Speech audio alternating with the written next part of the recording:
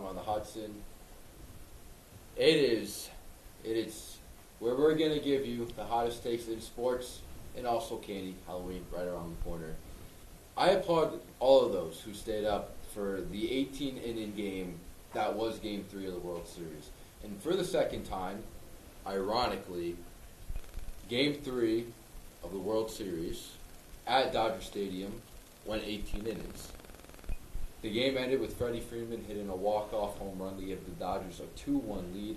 Freddie Freeman now has the most walk-off hits in World Series history. However, the Blue Jays were able to bounce back, tied up at 2 apiece, and as Game 5 is ongoing as we are shooting, the Blue Jays are up 3-1 after 5. Duda, what is your biggest takeaway from the World Series? Besides the fact that Freddie Freeman is a phenomenal phenomenal postseason player, it's easy, and it was shown most in Game 4. Game 3. Shohei Ohtani is the greatest player in the history of baseball, no questions asked. Only player in World Series history to ever have 4 extra base hits in a game. He's the first player since around the 1920s to get on base all 9 times that he was at bat. Oh, and he also hit 2 home runs that game, and there was not a single point in an 18-inning game that he didn't reach base. And he pitches, just in case anyone didn't know. It's been pretty back and forth so far. It's tied 2-2 right now in the series, but like I said, Ohtani's he's just a spectacle. Like, it's really incredible to watch. But also Freddie Freeman, he's for sure a first ballot Hall of Famer. He's insane. Like, the most walk-offs in MLB history in the World Series, that's incredible. There's just 2, but yeah, still, you still have to get it. Yeah. And walk-off home runs, too. Did you see the video of him where he was interviewed? I don't know where he was interviewed, but he was crying because he almost lost his dad at 12 years old. Sympathy, too. A prince, a king. Love Freddie Freeman. Oh, wait, let's take a look at Ohtani's 2 home runs. Actually, it looks like it's going to be the full at-bats. That being said, I forgot to mention that there were 4 players from Monday's game that played in that original 18-inning Game 3 between Dodgers and Boston. That being said, John, you, me, and JJ were on the show 2 weeks ago. Yes. Talking about what went wrong with the Blue Jays those first 2 games against Seattle, and you had thought that it was not possible for the Blue Jays to come back, that the pitching wouldn't come back. But the way that it's working right now, it looks like they're going to have a 3-2 series lead going back to Toronto. So I think the big thing with that is the pitching did come around, and I'll take the hit on that. I was way off. The Blue Jays pitching has been so good, and one of the main reasons why they've been so successful, Shane Bieber the other night, fantastic performance, only gave up 1 run. And then the bullpen, they were nails for majority of that 18-inning marathon. The fact that it lasted that long is impressive alone. Chris Bassett's a guy that's gone in multiple times. The Blue Jays are stacked right now, pitching-wise. They got starters that are coming out of the bullpen, doing a fantastic job. And overall, I think the pitching's carrying them, and that's one thing that I felt was one of their biggest weaknesses last week. And ironically, I think the Dodgers' offense has been a little subpar throughout the World Series so far. They did have a big-ish Game 3. It's 5 runs, but they only had 2 runs. 2 runs yesterday. Right now, they only have 1 run through the first 5 innings. And Derek Jeter hit the nail in the coffin when he said that you can't really expect your starting pitcher to go 9 innings every single time. And it looks like Yamamoto is going to be available for it's either 6, right? I believe it's. I wasn't going to go there, John. I wasn't. Did not want to go there. 6-7. Did not want. It was one of the 2 games, but if it is 3-2, what do the Dodgers need to do to win, Duda? Yamamoto has to pitch either of those games and give the length. He obviously had the complete game back in Game 2, and a lot has ridden on that starting pitching.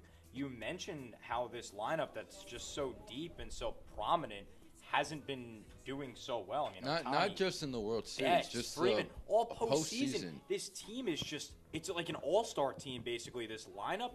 and they haven't been putting up the runs. So Yamamoto's got to put his team on his back. Starting pitchers really don't get the opportunity to do that, but it shows most in the World Series. So if he wants to prove that he's that guy, he can. Game 6, maybe a decisive Game 7. I think what would be crazy, because back in Game 3, he was rumored to have pitched.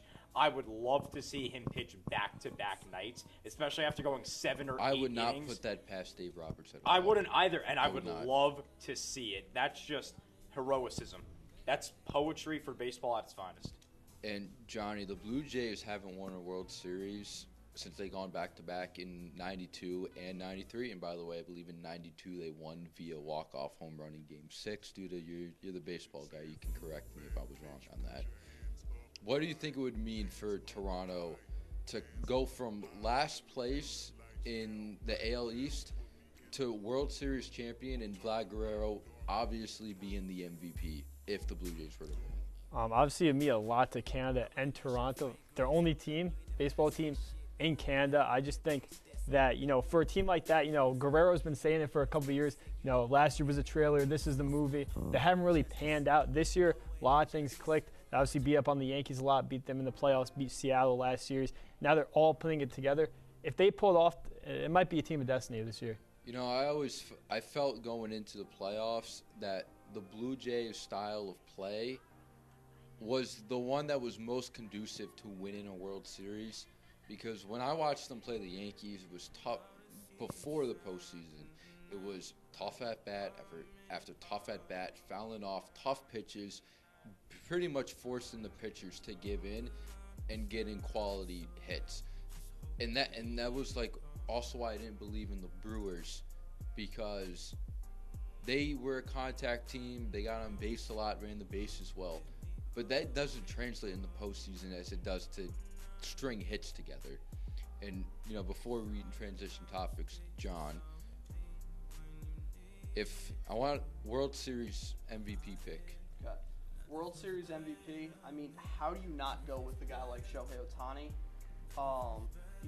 But is that under the assumption the Dodgers win? You have to think the Dodgers win. I think the Dodgers come back. The Dodgers are a more experienced team. I think you can't put it past guys like Ohtani, who is going to be available in Game 6 or 7, no pun intended. And then guys like Yamamoto, Freddie Freeman, they're loaded there. And Mookie Betts can do anything at any time. And I think Shohei's going to win the MVP because he was on base 9 times the other day. Clearly, they don't want to face him. He is 0 for 3 right now with a strikeout. Wow. Oh, no. And one bad game. One bad game. 2 games. For the best player. He's still the greatest player in the history of I'm baseball. not arguing no now. I'm questions just asked. saying. You can't say they're This afraid isn't to an argument face it. segment yet. Hey, We got that coming up soon. Don't worry. Young Bucks coming up, but Ohtani MVP. I'm going All right, MVP. Johnny MVP. World Series. Besides Ohtani, if the Dodgers win, can't go wrong with Freddie Freeman. Hit that walk-off home run. If he keeps producing, they might have to give it to him. Did he win last year, too? He did win last year. He won last year, so that would be incredible, just winning back-to-back. And then maybe for the Blue Jays, Trey Savage is pitching tonight. Had a pretty good game the other day. He could be someone. He's had a crazy year, too, coming up through the minor leagues all the way up to now, all in the span of just a calendar year in the season. That could be a pick, too. All right, so Duda, give me a Dodgers pick, give me a Blue Jays pick for MVP. Depends on how the next couple games pan out. If Freddie Freeman has some more heroics, it's him if the Dodgers win. If not, it's Ohtani. And no questions asked, it's Vlad Guerrero on the Blue Jays side. That guy is a monster. And I think what doesn't show up, if you're not watching the games, if you're looking at only the box score, Vlad's defense. He is such a good defender. But look at what's on your screen right now. If the Dodgers win, you got to talk about those heroics from Freddie. In my opinion, it looks like the Blue Jays are going to go up 3-2, and I just don't see them losing 2 in a row at home. That being said, my World Series pick, if the Blue Jays win, it's going to be Vlad Guerrero, I think very obviously so. The Dodgers, I think it just really depends how the next 3 games play out. Yamamoto, what if he throws another complete game shutout? And then it could be him. Then it's good. There's so many because options. I think there's it's a so little many too options. early to say who's who's going to be that playoff MVP. World Series Series MVP, World Series playoffs as MVP in a scenario where the Dodgers win, because I mean, what if Ohtani doesn't do anything else for the rest of the series? And I don't think I don't know if he would really deserve it even after a phenomenal Game 3. Right. But that being said, let's transition over to the gridiron, the NFL. Once again, even 2 weeks later, it still feels like not much has shifted in who's the MVP, clear Super Bowl favorites. So, John, I'm going to start this off with you. Who has been the biggest surprise team so far? I mean, we're in the New York area. We know what Daniel Jones has done with the Giants. But What a playoff game. Yeah, he did win a playoff game. But other than that, he was fairly mediocre. I'm going with the Indianapolis Colts. Nobody expected Daniel Jones' Colts to be 7-1. Jones has a 71.2% completion percentage, 13 touchdowns, highest passing success rate in the league at 56.3. He's also surrounded by guys like Jonathan Taylor, who's playing like an MVP if it wasn't a quarterback award. And Michael Pittman Jr. has been fantastic for the Colts. But overall, I think Daniel Jones has been the biggest factor. And the fact that he's been so good with those guys and in sync, it's been a surprise and probably the biggest surprise in all of the NFL. Well, now, before we continue, you brought up was the 56.3% success rate. That's a good stat. Not a lot of people know about that stat. I mean, it's on Pro Football Reference. You think you should explain what it is? It's a very interesting stat.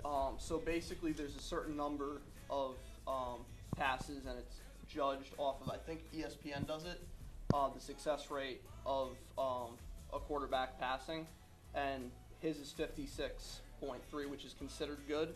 I mean, I'm not an expert on that stat, but when I saw it, it kind of stood out to me because it's over 50%, which is And I good. also believe he's first in the NFL in QBR. I believe. That being said, Johnny, I mean, if you want to add anything on the Colts, be free, or you can just say who you think has been the biggest surprise team. To Colts, I mean, talk about Daniel Jones. I mean, I think the Colts, though, the thing with Jones, he did this a couple years with the Giants. They were 6-1 at one point. Finished up with 9 wins. They won a playoff game, but, he's having a great season. Credit him. Happy for him, too, as a Giants fan. To be fair, though, the Colts' offense this year significantly better than the Giants' offense. I mean, offensive line has been top tier, best running back this season so far. Tyler Warren, arguably the best tight end this season, and Michael Pittman is the legit number one. But go on. For my team, I'm going with, unfortunately, the New England Patriots. It's only been 5 years since Brady retired and the Patriots were dominant, but they have the second coming in Drake May. But the Patriots, they're 6-2 on the season, atop of the AFC East with the Bills, who are projected Super Bowl favorites. That's pretty impressive in his second year. And they were projected to go 7-9 this season, 26 in the league by ESPN. They already have 1 win shy of that, and it's pretty impressive. They're on a 5-game winning streak right now. They're just rolling, and again, it sucks as the Patriots, but Drake May's balling. He's one of the best quarterbacks this year. Has top 5 in touchdowns, passing yards, and he's having a great year along with the Patriots. Absolutely. 100%. Drake May has been legit. He's been ridiculous. This Patriots team has been very, very surprising. But for me, I'm going to look over at the NFC, and I'm going to go to the West. How about the Los Angeles Rams? Matthew Stafford, he comes into this year, questionable health. He's got the back problems. He's old. They're 5-2 right now, tied for first in that division. And Stafford, he's having a great year. He's got a QB rating of about 110, 17 touchdowns to 2 interceptions. I didn't even read that right. I thought that was 7-2. 17-2? Leads the NFL. I mean, come on. That is just ridiculous. And Puka Nacua is such a dog. I know he's only played 6 games because he's been hurt for a couple of them. But 54 receptions in 6 games, 9 per game. This guy's got 616 yards. He's a beast. They got a good run game, and they got a really, really nice defense. Matt Stafford, very underrated case to be MVP. I think if the Rams have a 12-win season and he continues to produce and throws 40-plus touchdowns and keeps the interceptions 7 or less, he's got an MVP case for him. Hey, I'll be completely honest. I had the Rams winning the NFC West this year, so them playing out of their minds has not been a surprise. For me personally, I don't know if there's been one team that's been – I would have to go with the Colts, if I'm being completely honest. I didn't think they were going to be that great. Also, I think the Seahawks with Sam Darnold they've surprised me. I wasn't sure how Sam Darnold, if last year was just Kevin O'Connell, being a great quarterback quote situation, but him and JSN have been playing out of their minds. Jonny, who's been one of the bigger surprise players this year? I'd say going to Dallas, George Pickens. First year with the Cowboys. I mean, he's having a great year so far. He's top 5 in touchdowns and yards. He has 6 touchdowns. That's his best season so far to date. He wasn't this good on the Steelers. I'm pulling up the stats right now. But with the Steelers last year, he had 3 touchdowns. He had more than 5 in the season. And he's just really producing for the Cowboys right now, especially, a younger player. He got traded, change of scenery. It's really worked out for him. John. So everyone knows Jordan Love is a good quarterback, but I feel this year it's been surprising to see him take the leap that he's taken. I think he's become potentially a top 3 quarterback. He's currently ranked top 5 in MVP. He's having a breakout season with a 73.5 QB rating, which is the highest of his career. Previously, his highest was 70.9. Love missed the last 2 weeks of last season due to injury, but he's bounced back very nicely. Jordan Love has done a great job with that team. Him and Tucker Kraft have had a great connection, which to see a tight end with a quarterback have a connection like that kind of reminds you a little bit of a guy like Tom Brady. Duda. You talked about Tom Brady with Gronk. How about Drake May with Kayshon Boutte and Stephon Diggs? Mind you, an old Stephon Diggs who's pretty washed. May is insane. I hate saying that as a Jet fan, but this guy's got a 15-3 touchdown to pick rate, over 2,000 yards. He's had another 250 on the ground, 2 touchdowns on the ground. He has turned around this New England Patriots team to, like we mentioned earlier, a team that is leading the AFC East over arguably the best team in football, at least coming into the year, in the Buffalo Bills. The stuff that this guy has done in just his second season is insane. Second coming of Brady. All right, so before we wrap up this discussion segment and get to the 2 young bucks on Prove Your Point, Duda, I want your biggest second half prediction for the NFL season. Put me on the spot. I know. If you want to think about it, I can. I'm going to say throw to someone else. I want to come up with something creative. Who's got it? Who's got it? I'll do it. Go for it. The Green Bay Packers finish strong, and I'm not a Packer fan. I know I brought up Jordan Love earlier, but I honestly think Jets fan. I honestly JTS. I honestly think the Green Bay Packers are going to finish very strong and could potentially win the Super Bowl this year. No, say with your heart. Say they're going to win it. They're going to win it. There you go. The Green Bay Packers There you go. Win the Super Bowl this year, and Jordan Love could win the MVP.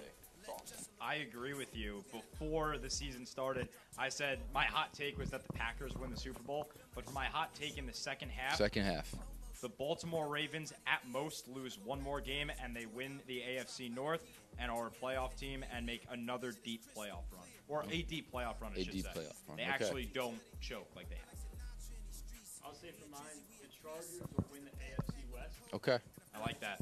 I also think the Jets are not going to finish with the first pick. They're going to blow the Is that supposed to be a hot take? I mean, come on. That's not I a mean, hot take. how many teams are 1-7? There's like 3 or 4 teams that are 1-7 right now. Titans are 1-7. Saints are 1-7. Oh, what? I guess I need to come up with a hot take now because to me there's just one thing that's in sight for me with this NFL season. That's like the Chiefs are the Chiefs. It's not. I mean, it's not Chiefs really. fan over here. I'm not a Chiefs fan. I'm a Giants fan. I'm a Patrick Mahomes fan. But there's this inevitability about Kansas City. That being said, Cincinnati Bengals, they stay alive for when Joe Burrow comes back and they make some noise. Now that is going to be fun. Tune into Red Zone for that. Scott Hansen's going to have a field day with that Hey, one. when Joe Burrow comes back, probably in the next, 3 months, if the Bengals can stay afloat because that division is not that strong at the moment. I mean, I don't really trust the Ravens defense. If they stay afloat, Joe Burrow comes back, they'll make some noise. So that's a wrap up on this discussion segment. Thank you to John, Jonny, John 1, John 2, and Mike Duda as always. We'll see you in just a bit on Prove Your Point. Hello, everyone, and welcome back to Prove Your Point. We got 2 young bucks. You've seen them before. I'm just going to introduce first contestant. He beat me in his first ever time on halftime on the Hudson. I'm pretty sure if we were to go back and look at the film, I'm going to be right in the end. That being said, welcome in Dave Troger. Why are...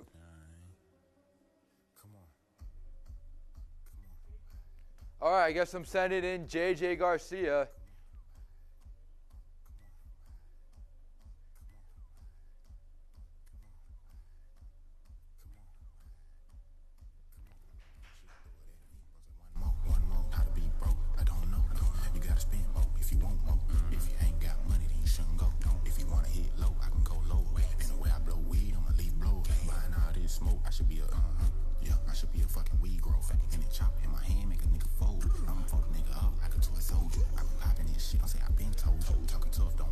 What's up, brother? How you been? How you been? You know, we had a very heated discussion before the discussion segment. Favorite Halloween candy? I would go Nerds, but I'm gonna have to go M&M's. They're the most versatile. Okay. I'm more of a, Sour Patch Watermelon guy. I respect it. It's a good pick. All right, since I introduced the wrong person, my bad. I'm sorry. This is JJ. You saw him last time out. 1-0. 1-0. You're also going against someone who's 1-0, who beat me. I'm pretty sure if we go back and take a look at it, I'm going to be right in the end. You won. You know that it's happened to me before. That being said, welcome in Dave Troger. Welcome in Dave Troger.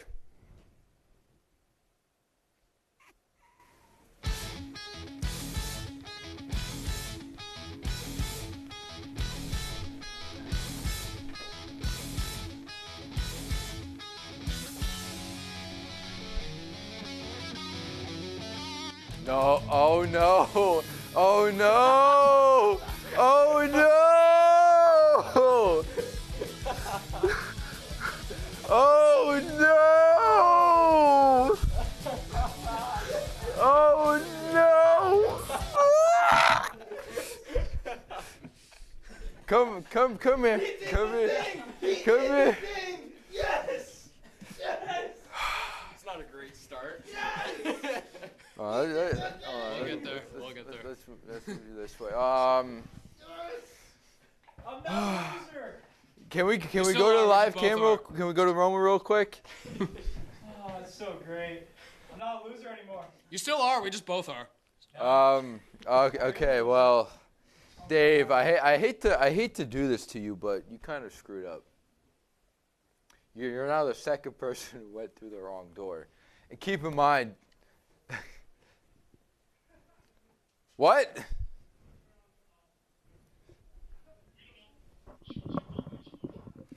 I think they're both on. Are they? Yeah, they should be both on. I'm sorry, we're having some technical difficulties, and we don't know what door we're supposed to go through. But before we get started though, we had a heated discussion on best Halloween candy. You said M&M's. I'm going Sour Patch Watermelon. What do you got? Well, Nick, I may have failed Algebra 2 in high school, and I may not know how to enter a door, but I think the definite best Halloween candy, Reese's Peanut Butter Cups. All right, that's a great one. By any chance, you may be suffering a little bit of CTE, rugby? Okay. Well, you know what? Let's get into some college ball. We're a big advocate of doing a mock draft. That being said, JJ, who is the number one team in college football right now? By AP votes, it is Ohio State. Mm-hmm. But in my opinion, it is definitely not Ohio State. It's close. Don't get me wrong. It is close. But it is the Indiana Hoosiers. Indiana has beat a legit team in Oregon. And Ohio State has not beaten anyone. Indiana is atop the Big Ten right now at 5-0 in conference play. Ohio State's 4-0. That's a little hard to debate. But if you look at a team they've played, Ohio State and Indiana both played Illinois. Ohio State beat them 34-16. Do you know what Indiana beat them by? I do not, no. 63-10. A huge margin. Not only that, Ohio State really hasn't played any good teams yet. They played ranked teams. Yes, they played Texas. Texas is not a good team. Indiana is by far the better team. I mean, yeah, but you have to look at how they're winning. Like, is there a need to go up 63 points like that? Like, there's no necessity. Ohio State doesn't need to do that. You know what they are doing? Less than 6 points per game allowed on defense against a Big Ten schedule. They've only allowed 16. They allowed 16 points against Indiana. Yes, that's their only double-digit game this season. The offense is strong. They're not best in the nation, but Saban's been getting better every single week.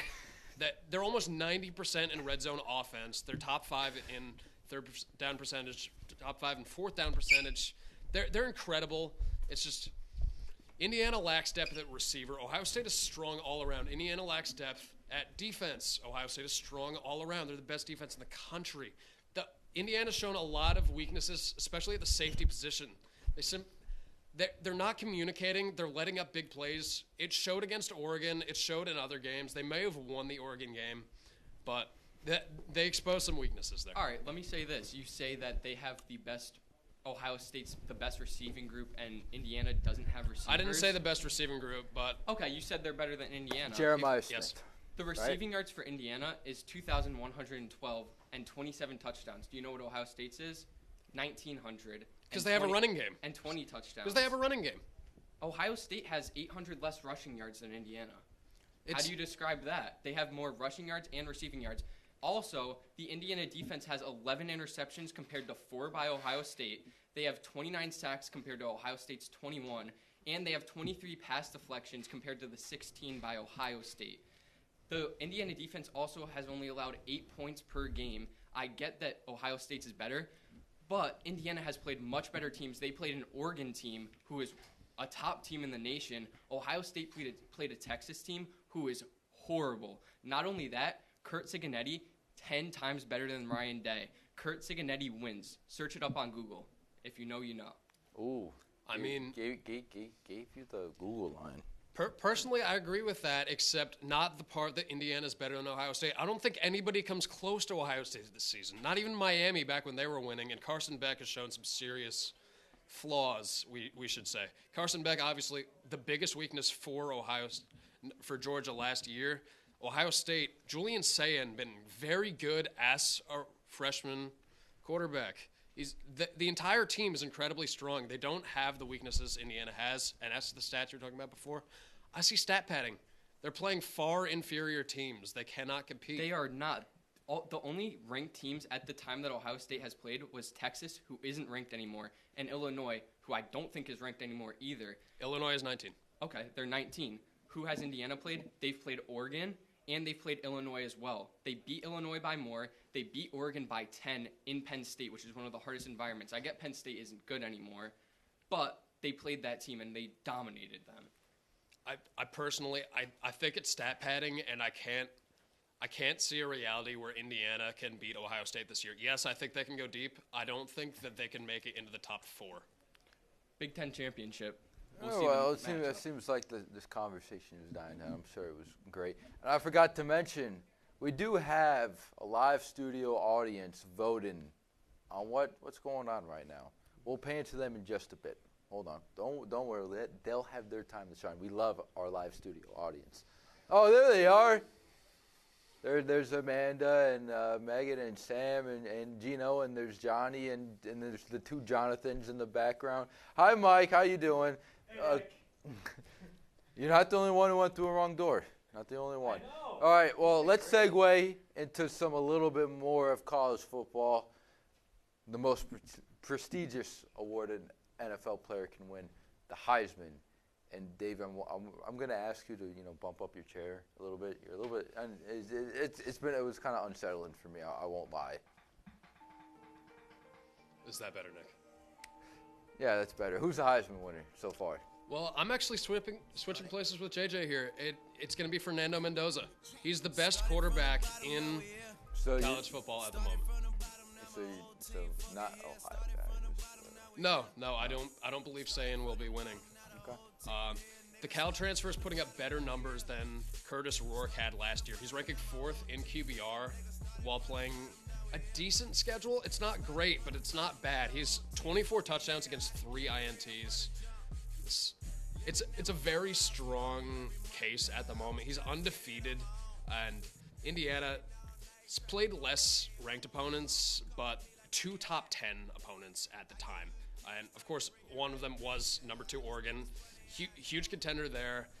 Deserves a lot of credit for that win because Mendoza has been carrying the offense. He's been a big part of it. His accuracy, the red zone accuracy too, impeccable timing. He's tough. He's a really strong runner. Like, it's not his main part of his game, but he can if he has to. He's such a complete player. He's got poise in the pocket. And then with the weapons around him, there's not much there. You got Elijah Sarrett. There's something interesting on the screen at the moment. His best receiver is a late round 3 pick at best. Compare that to some of the other guys who were in the race, like all guaranteed round 1 picks. Like, he's doing so much with so little. All right, I'm going to say this. I'm going to go back to the first thing that you said. You said he's 4th in QBR. Yes. Can you take a guess who's 1st in QBR? First, at the moment, I would guess Diego Pavia. It is Julian Sayin from Ohio State. Not only that, he's also leading in completion percentage with 80, which if he keeps that up throughout the year, that will break the NCAA record for highest completion percentage in the all-time. He's also had 2 top 25 wins, which Fernando Mendoza has as well. But Sayin plays one more ranked team, and that's Michigan. Indiana doesn't play anyone else. A Michigan team that probably shouldn't be ranked, let's be real here. They should be. Especially this game. It's going to be one of the biggest games. They're ranked 6th in the Big Ten. Okay. Sayin is leading in passing grade. He is also leading in adjusted completion rate and is the most accurate QB in the country. Texas was his first ever start. It was against a very good defense, and he seemed so calm and composed the entire time. He also has a 92 PFF rating, which is the highest in college football. Not only that, he's the QB1 on, I didn't say it before, but by the AP voters, the best team in the country, and that's saying something as a redshirt freshman compared to Fernando Mendoza, who went to Cal for 3 years and is now at Indiana. I just think saying, yes, he does have more weapons, but he has improved a lot. He looks very calm in the pocket. He's making the right throws. He's making the right decisions, especially on RPOs. You don't really see that a lot out of young quarterbacks. He's made every single right throw on a RPO, and both of these quarterbacks have 3 interceptions, which is saying something for both of them. Fernando Mendoza has a great case. I just think Julian Sayin, if he could keep it up the way he is so far, I think he makes a very huge case for the Heisman this year. Well, JJ, you brought up the point that he was a redshirt freshman. Can I bring up the point that there are only 2 redshirt freshmen who have ever won the Heisman? Can you guess who they are? Not off the top of my head. They're back-to-back years. Really? 2012 and 2013, 2 of the best quarterback seasons in the history of college football. Johnny Manziel and Jameis Winston. Both of them broke records. They're incredible seasons. I'm not seeing that stat line out of Julian Sayin. Like, he's not even close to either of them with more games. Personally, I don't think it's... Let me stop you right there.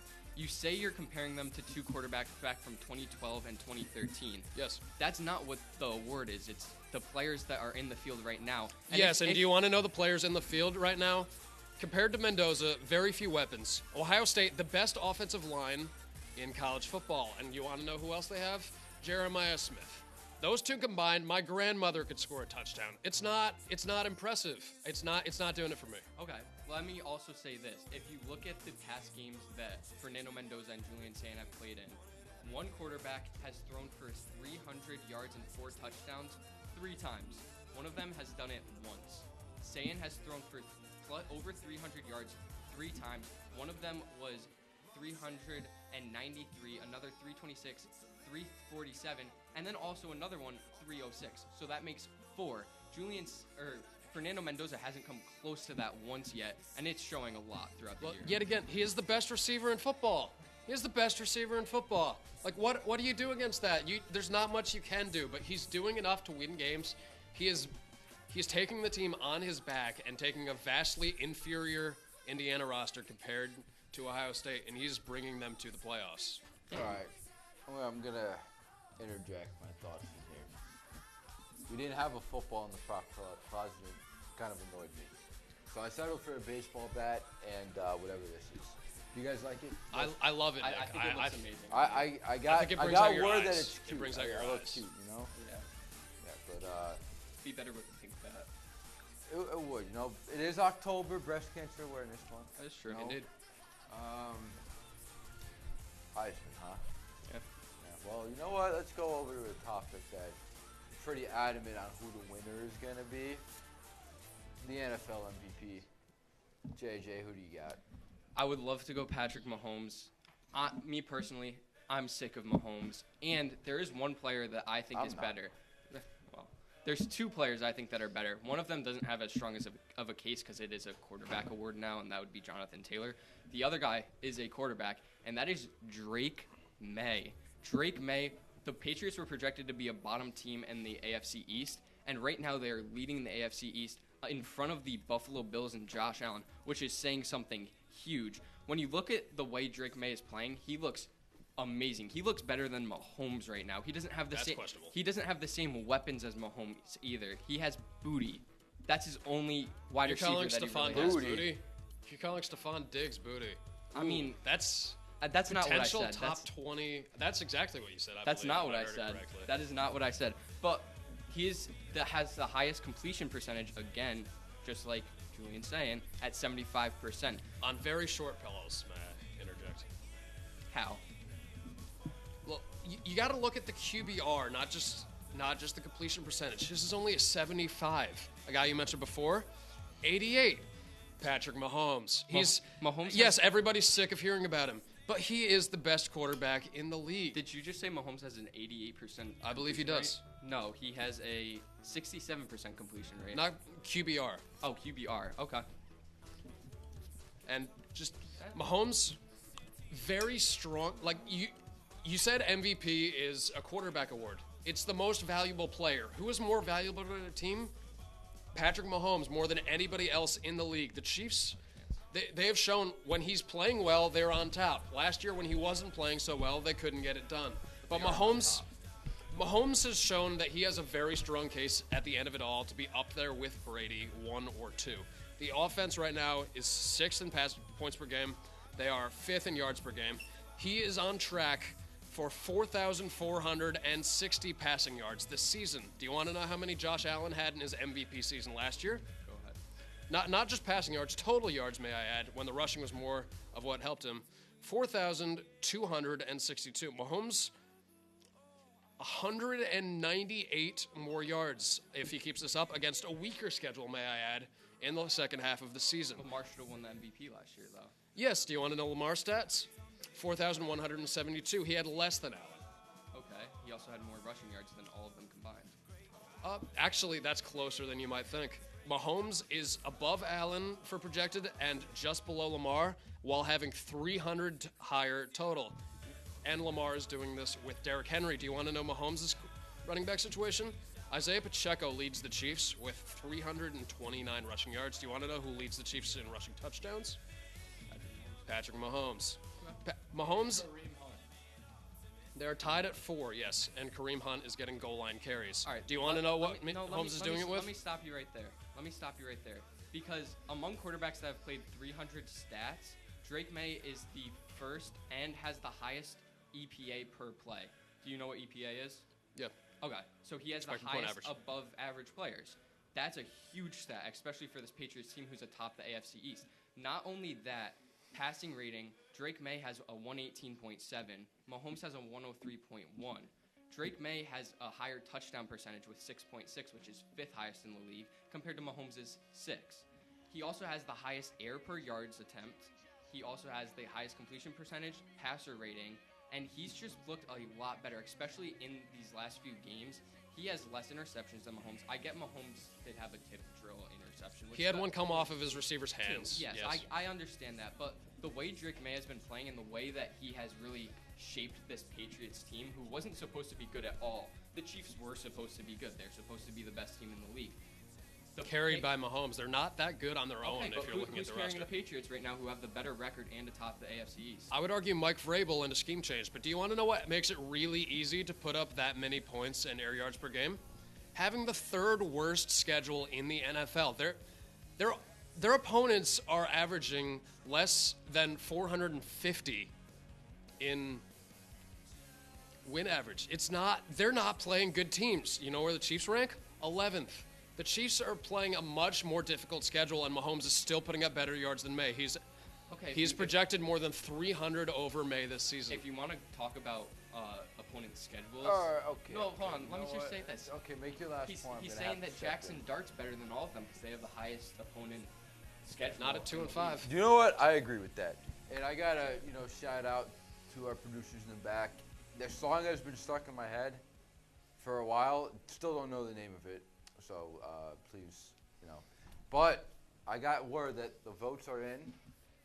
Thank you to our live studio audience. I want to shout out the live studio audience, please. I want them to get their love.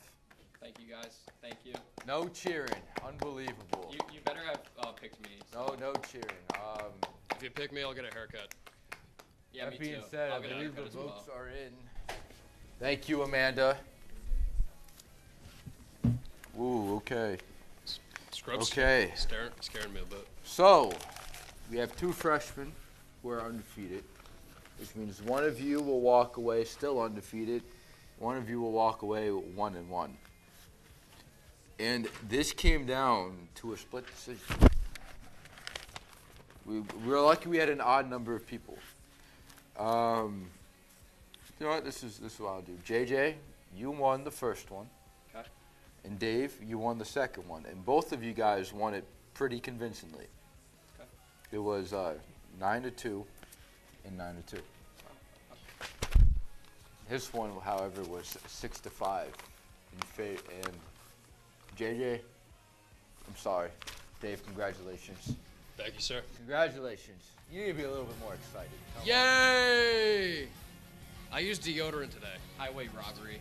He walked in the wrong door. That should take I'm saying something. This guy walked into the wrong door. He lost. Thank you. So did he. So did he. We cannot forget about the most important statistic of all. Should be undefeated right now. It's a robbery. Well, you know what? Maybe you should have picked Maybe, better Halloween maybe candy. Dave might have a streak going of just. You know what? Dave might have a streak going this year where he wins these debates, but he ends up being wrong in the end. We'll see. I guess we will. We will see. I feel personally know attacked what? at the moment. Thank you guys for watching. For JJ, for Dave Troger, thank you. He knows my name, Lucas. He knows my name. For Mike Duda, Johnny Martirano, and we're gonna lose connection on the roamer pretty soon. And Jonathan Chernin. I'm Nick Chiarito. Have a good night.